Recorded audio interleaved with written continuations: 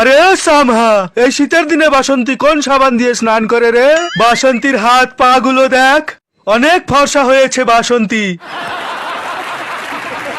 সর্দার, গরমের দিনে যখন আমরা নদীতে স্নান করতে গিয়েছিলাম তখন বাসন্তীকে দেখেছিলাম সারা গায়ে সাবান ঘষে ঘষে স্নান করছিল। যদি তোর বয়ফ্রেন্ডের জীবন বাঁচাতে চাস তাহলে এই শীতেও তোকে ঠান্ডা জল দিয়ে স্নান করে দেখাতে হবে। না বসন্তী, এই এত শীতে তুমি ঠান্ডা জল দিয়ে স্নান করবে না। এ সামহা, দেওয়ার গায়ে ঠান্ডা জল ঢেলে।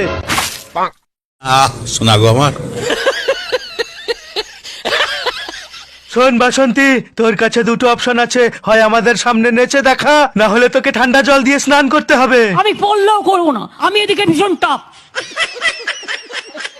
আমি এই ঠান্ডাতে স্নান করতে পারবো না, আমি নাচবো তাও ভালো। Para